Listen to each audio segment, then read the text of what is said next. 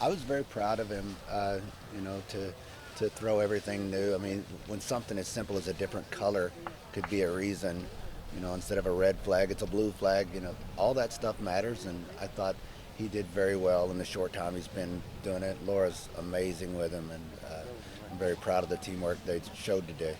Were you nervous out there before he Yeah, showed? Or yeah, just like any other competition, you know, I want the best for them, and I'm very proud of the way he represented thoroughbreds, and the way that Laura has him doing what he's asked to do. how cool is it, and how important is it for these retired thoroughbreds to have second careers? That's the reason that we really wanted to do this, is because we wanted to uh, promote the fact that these are awesome animals, and they're not just awesome at the racetrack. They're awesome for anything. They're loyal, they're brave, they're willing, they're they're they're every expletive you could use that's good. That's what thoroughbreds are. So I want people to see them do this kind of stuff and understand, if you need a horse, or if you want a horse, then at some level you can find one of the, you know, a retired thoroughbred, and you're gonna love it just like we do. You're gonna be one of us crazy people that follow around and love thoroughbreds. And he's a champion on the racetrack. That doesn't necessarily translate to being a champion in the show competition, but he's off to a great start. Oh yeah, I'm very proud of him. I mean, considering he started around June, I'm very pleased. So we're tickled to death, and once again we're proud of Whitmore. He really kept his composure well, got spooked at the flag whacking him in the face, and was able to come back to the ground, you know, and like stay calm, which didn't think would happen. There was a lot of things that weren't how I wanted them, but I think overall he was great. He tried everything out there, and still finished within the time allowed. But yeah, I would love to tweak everything out there. I would love to go do it again. But Well, what were the things that you really liked? I loved, like, his mail run was great. His mounting block was good. The water crossing was amazing. Or pool noodles were great. But scared of the wobble board and the shadows on it. The ladder, we ticked the last couple rails because his step was just too big, which actually I love, because that means maybe he'll have a big step when he's a hunter, if he can be a hunter.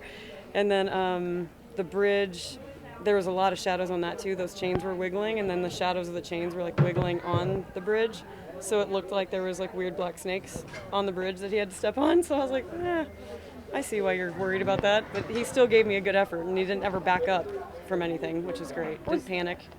Those are huge. So I decided on competitive trail because coming off of his injury, I just didn't want to press him. I knew I was going to have limited time, and physically, I didn't want to do anything big with him first year.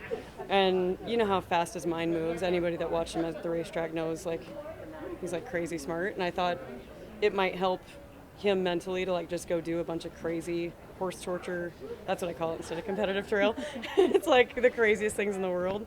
And if he can do that, then any hunter show or jumper show or whatever we end up doing should be fairly simple. But you think there's some other disciplines in his future, you mentioned? Yeah, I mean, I'm keeping jumping. it loose. I don't really have a plan for him. Like, if I just trail ride him out on the farm, like, that makes me happy. It's like the only horse I've ever had I didn't have like a goal with. He's just gonna like be around for the next 30 years, hopefully. So we'll just play it by ear and move on. And I'll play with the hunters this winter a little bit and just see if he likes it. And if he does, we'll move in that direction, because that's kind of where I go naturally anyway. What's the key to success with him? Because he was so difficult, you know, early on, and to see him go through that, be mostly relaxed, have a few Yeah. things, but be able to mentally come back. Yeah. I think it speaks to the trust you've developed with him, but it's been a lot of work, I'm sure. Yeah, it has. A lot of that is his age. I mean, 3-year-old Whitmore, if I would have got him as a 2-year-old and tried to do this as 3-year-old year, would not have happened. You'd have still been looking for him on the course somewhere. He'd probably be out by the Rolex field galloping around. I think his age helps him a lot, and we have a rapport that goes back a few years that helps too. You know, there's a lot of prominent racehorses that end up in this competition, but you don't see a Breeders' Cup winner and an Eclipse champion every day. How important do you think it is for the sport and for the industry for people to see, you know, a horse like him, Yeah. thriving in a second career? I just know about all the Whitmore fans that have followed him through his sometimes maiden win all the way through, and I just love that they can still follow him in a way. You know, it's not as exciting, I'm sure. It's not, you can't bet on him or anything like that. It's not the anxiety and like explosion of emotion you get during a race, but to have him have another new chapter is just kind of special. I mean, it just shows that everybody, even if they don't know anything but the racing side of it, that there is other disciplines out there. There's so many horse disciplines. It's insane. And it makes the horses happy. They want. They Oh want yeah, to have they a, want to a work. job. He can't just sit on the farm. He'll kill himself. He needs to like get up every morning and like go to work. That's just his mentality, which is why I think he was a great racehorse. He needs a job. We always say that Whitmore needs a job. Don't leave him to his own devices. What are you looking for from him over the next couple days?